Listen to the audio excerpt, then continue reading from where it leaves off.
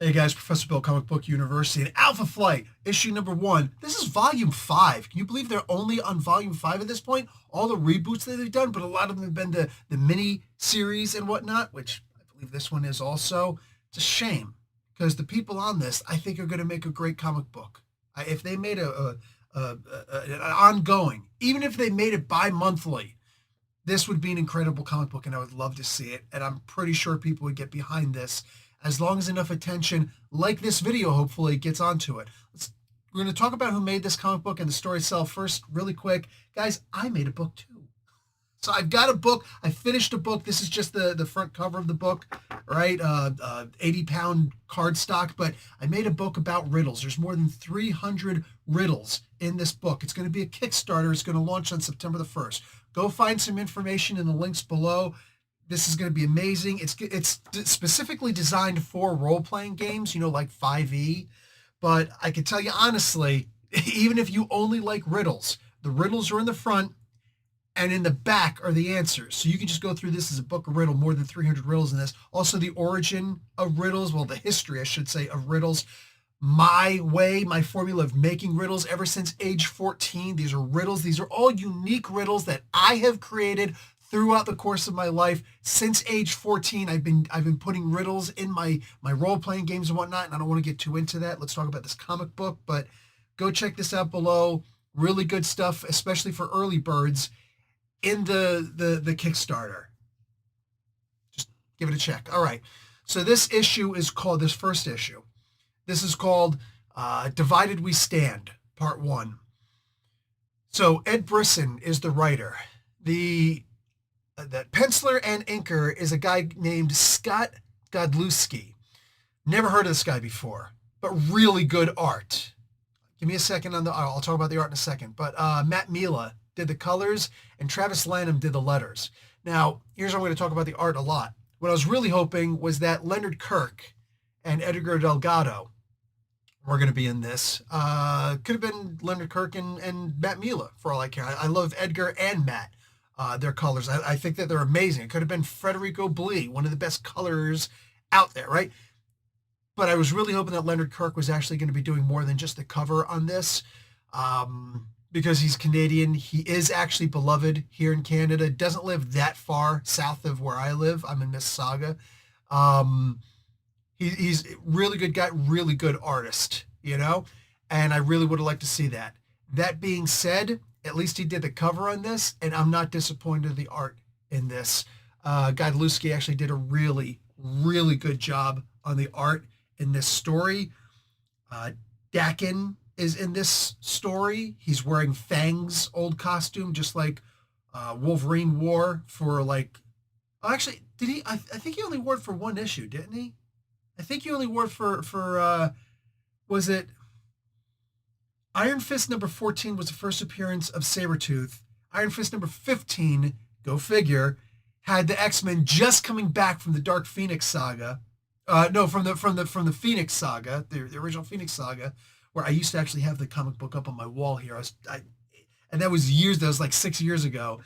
And I instinctively tried to look up to see the issue number. I think it's 137. Anyway, man, man, go back and look at some of those old videos of me when I was growing my hair out to donate it, right? Anyway, this was an amazing, the art on this comic book, I just want to say, it's really good. It's fantastic. I love it. I look forward to see more of Scott kicking butt and taking names as we go in the future. The comic book itself, if I had the physical copy of this comic book, which I used to do, remember that?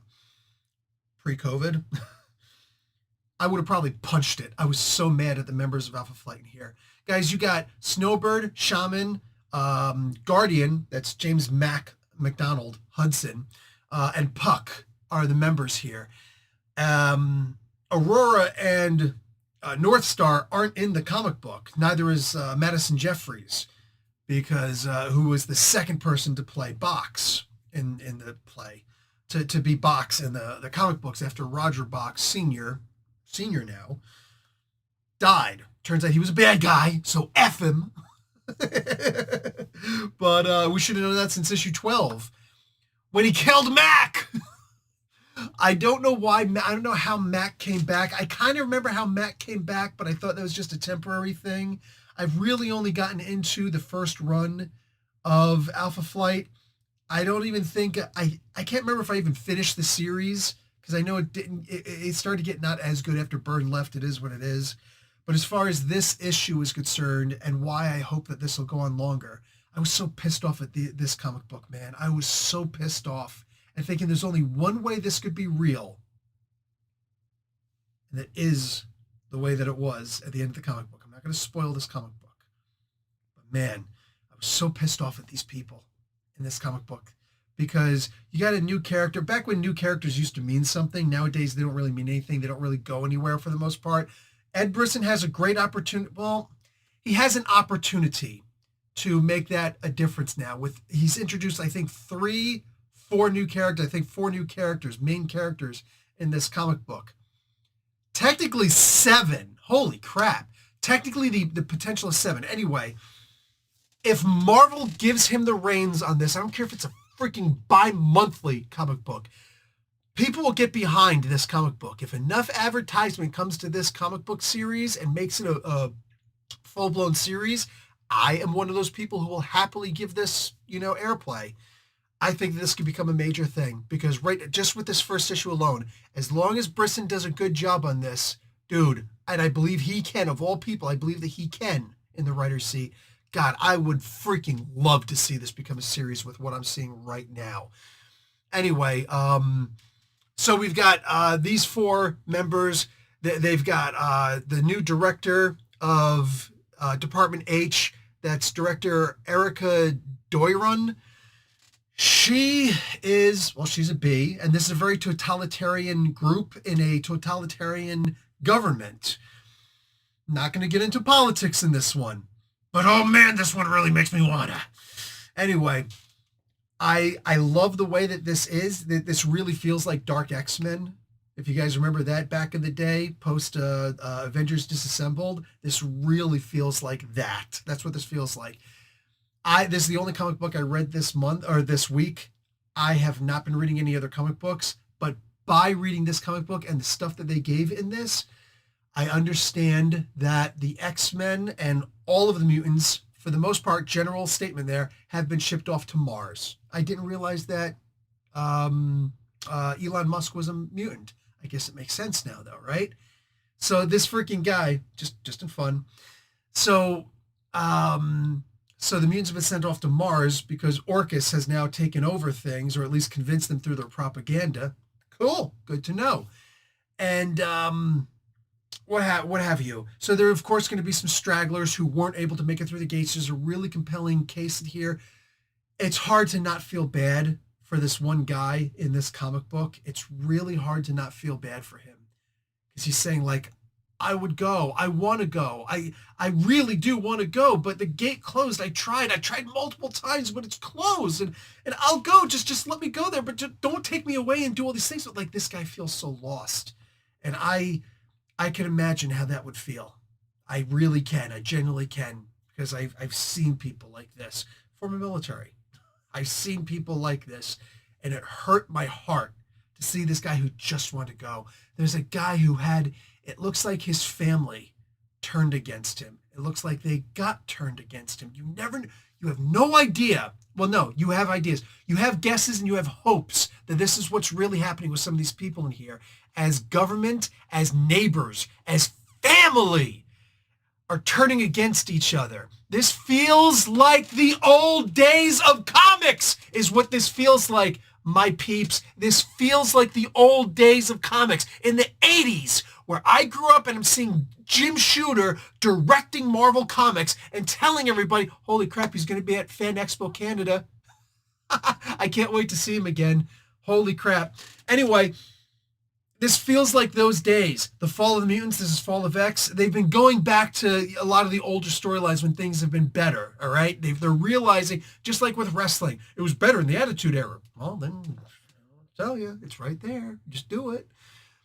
Likewise, they're going back to a lot of the way that stuff was. And most of that stuff is failing miserably. Ed Brisson, in this issue, absolutely did not fail us. This feels like an olden day comic book with a little bit of Excalibur mixed in, because there's a little tiny hints of silliness in here that I used to get from the Excalibur comic books.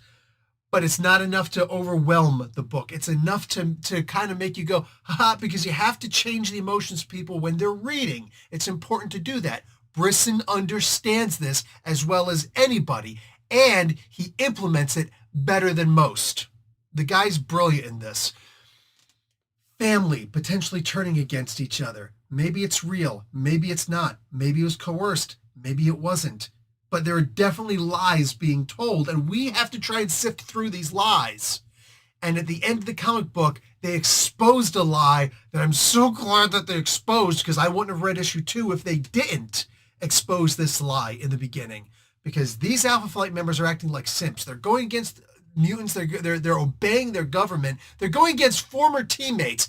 And aside from Puck, one time with a weak little, like, Puck is the only one that shows any kind of backbone, and he was probably speaking out of turn. He was probably speaking out of turn because he is the most vocal out of anybody in Alpha Flight, right? Anybody. But even then, his pushback almost felt like sticking a pencil, you know, like the mechanical pencils. It was like taking a mechanical pencil lead, just the lead, and sticking it up the ass of a jellyfish. That's the most backbone we got out of anybody in Alpha Flight in this comic book. And I'm like, what the heck is going on? Roger Box Sr., who murdered Mac in this, James McDonald Hudson in this, the Guardian, back in issue 12 of the original run of Burns' Alpha Flight. I think it was issue 12. I'm positive it was issue 12. Anyway, holy freaking crap, man. Roger Box's son, Roger Box Jr., is in this, taking over an Orcus-fed Box Sentinel program. Tony Stark is making Sentinels right now? What the funk is happening? And apparently marrying Emma Frost. It infuriated me. It was manipulation on the part of Brisson, and I respect the man for it, but it infuriated me to almost no end that without hesitation, Mac tried to shake, or actually did shake, Roger Box Jr.'s hand.